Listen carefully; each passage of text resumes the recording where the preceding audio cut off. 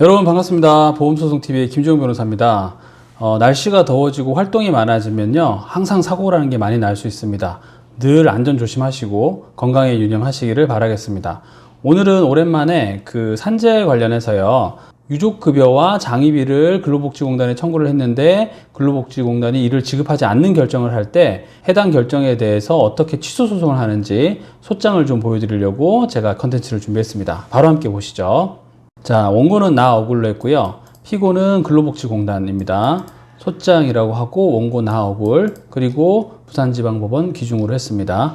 별도의 행정법원이 있는 서울행정법원 그쪽 관할이라고 한다면 서울행정법원으로 쓰셔도 되고요. 소장, 원고 나 억울, 부산연제구 법원로 32번 길 15, 여기는 저희 사무실 주소로 한번 해봤습니다.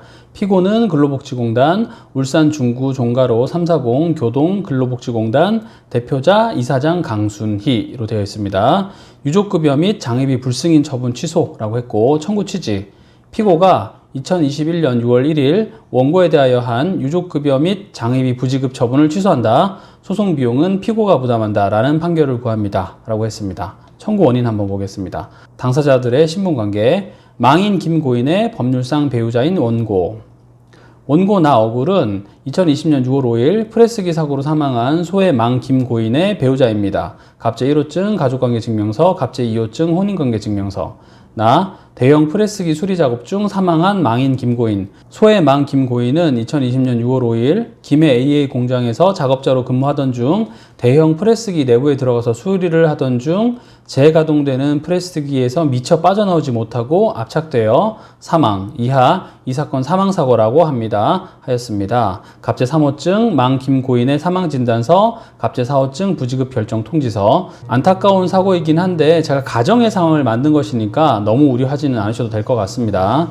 다 피고 근로복지공단, 원고는 망인의 사망 이후 피고 근로복지공단에게 유족급여 및 장의비 지급을 청구하였으나 피고는 망인의 사망이 고의 사망으로 보인다는 이유로 유족급여 및 장의비 부지급 결정, 이하 이 사건 처분이라 합니다.를 하였습니다. 피고 근로복지공단으로서도 이게 산업재해보상보험법이라는 일종의 보험금을 지급하는 것인데, 비록 해당 기금으로 처리를 한다 하더라도 고의사고 자체는 못 주도록 되어 있으니까 스스로 조사를 했더니 고의사고라서 못 준다라는 취지로 결정을 했다라는 그런 취지입니다. 이 사건 처분의 경위, 망 김고인의 근무. 원고의 남편 망 김고인 1980년 5월 15일생은 2007년 7월 1일 BB 회사에 대형 프레스기 등 대형 기계 정비를 위한 기능공으로 입사를 하였고, 2020년 3월 1일 과장으로 승진하면서 김해 AA 공장 기계 정비 업무를 맡아서 해오고 있던 중이었습니다. 나 망인의 근무 중 사망. 망 김고인은 2020년 6월 5일 오후 2시경 대형 프레스기에 이상이 있다라는 내용을 수신하고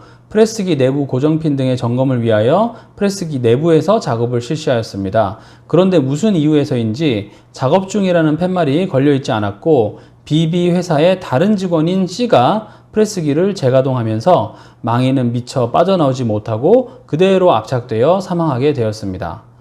다 피고의 유족급여 및 장의비 지급 거부.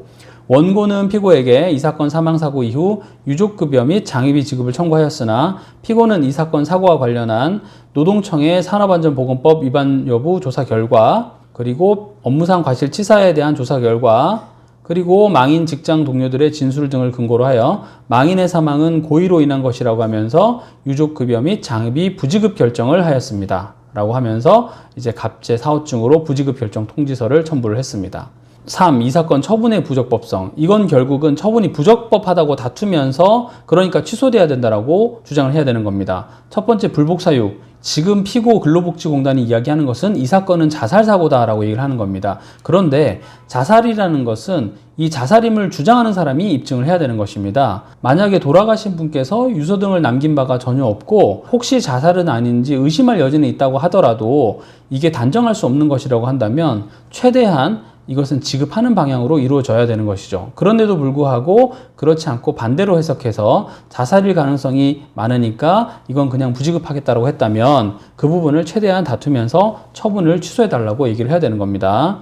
나 처분의 부적법성. 그렇다면 이 사건 사망사고는 업무 기인성 및 업무 수행성이 모두 인정되고 피고가 주장하는 고의는 입증된 바 없으므로 결국 이 사건 처분은 부적법한 것으로 취소되어야 할 것입니다. 원고는 위법한 처분의 취소를 구하고자 이 사건 소제기에 이르렀습니다. 라고 썼습니다.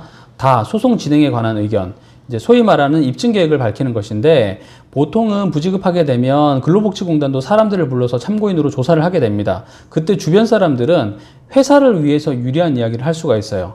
회사는 산재 사고가 발생하고 나면 요율이 오르고 하니까 그 돌아가신 분에 대해서 말도 안 되는 이야기를 막 하면서 자살이다, 빚이 많았다, 이런 얘기를 막 하게 되고, 동료들은 그런 이야기를 직접 듣지 않았음에도 불구하고 회사가 그렇게 말하면 그냥 그대로 진술하고 돌아오는 경우도 상당히 많습니다. 그러니까 그 결과를 그대로 놔두면 안 되고 원고가 그런 사람들을 증인으로 불러봐야겠죠. 그래서 이렇게 쓰는 겁니다. 원고는 이 사건 사망사고의 상세한 발생 경위를 밝히고자 피고가 산업재해 관련 조사를 할 당시 참고인으로 진술하였었던 소의 D와 E를 증인으로 불러 신문하고자 합니다. 라고 썼습니다.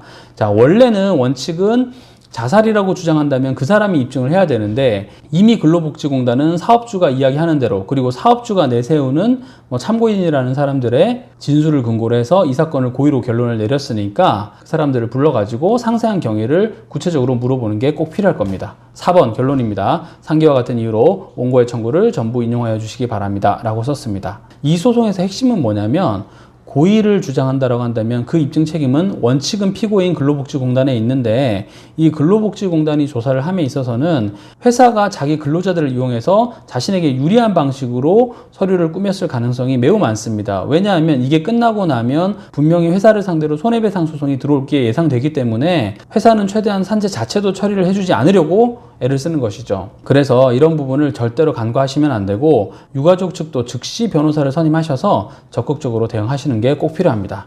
도움이 필요하신 경우에는 언제든지 저희 사무실로 상담 문의 남겨주시기를 바랍니다. 감사합니다.